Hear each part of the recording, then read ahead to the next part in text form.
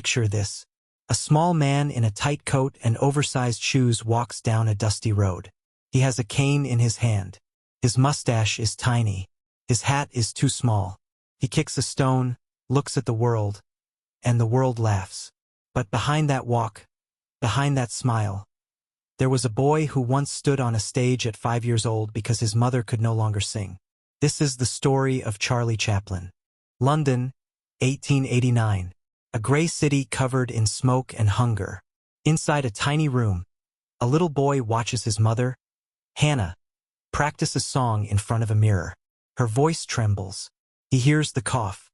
He sees her hands shake. One night, under bright stage lights, she begins to sing. Her voice cracks. The audience starts to laugh. She freezes.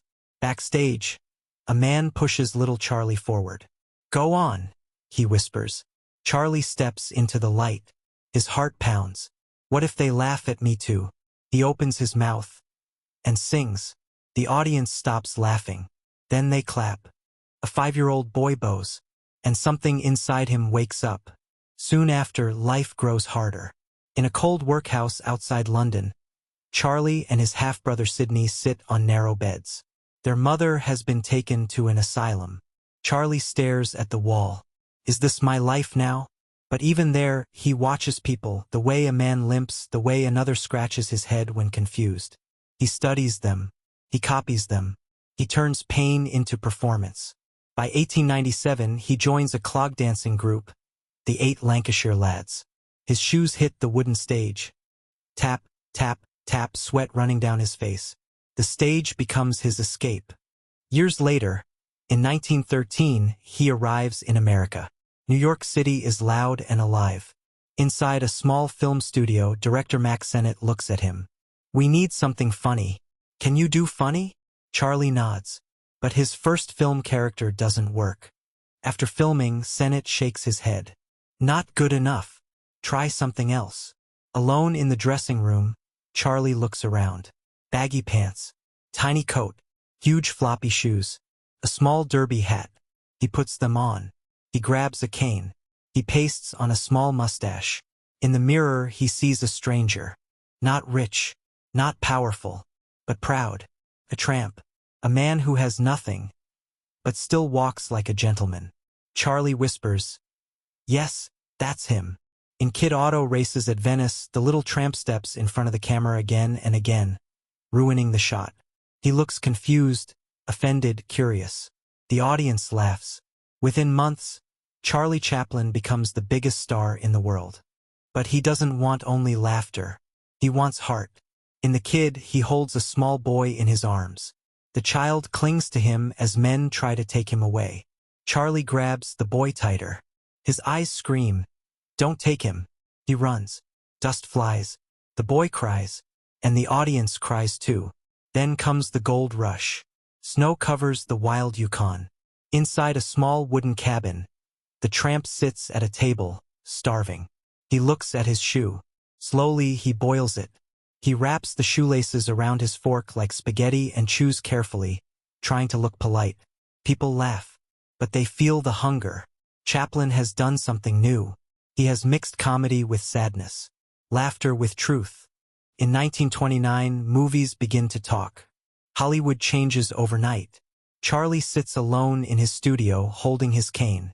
If the tramp speaks, will he still be magic? He decides to keep him silent. In 1931, he releases City Lights. No dialogue, only music. In the film, the tramp falls in love with a blind flower girl. She touches his hand and believes he is rich. He says nothing, but his eyes speak. At the end, after she regains her sight, she finally sees him clearly. She smiles softly and touches his hand again. "You?" her face asks. He nods. The audience holds its breath. No words, just humanity. Then the world grows darker. Hitler rises in Europe. War approaches. In 1940, Chaplin takes a huge risk. He makes The Great Dictator.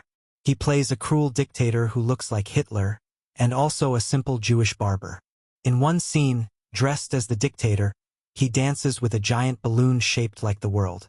He smiles like a child as it floats in the air.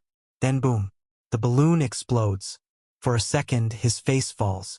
At the end of the film, he stands before the camera and speaks directly to the world.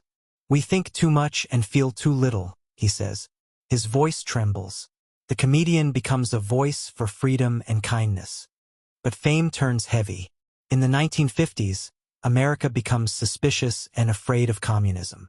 Chaplin is accused and attacked in the press. As he sails to London for a film premiere, he receives shocking news. He may not be allowed back into the United States. He stands on the deck of the ship. Cold wind hits his face. Una, his wife, stands beside him. "They don't want me back," he says quietly. He never returns to live there. Instead, he settles in Switzerland, far from Hollywood. Years pass. In 1972, an old Charlie Chaplin walks slowly onto the stage at the Academy Awards in Los Angeles. His hands tremble. His hair is white. The audience stands. They clap, and clap, and clap, for 12 minutes. His eyes fill with tears. After everything, the laughter, the scandals, the exile, the world rises to honor him. The small man with oversized shoes changed cinema forever. He showed us that even in silence we can speak. That even in poverty we can walk with dignity. That even a clown can challenge dictators.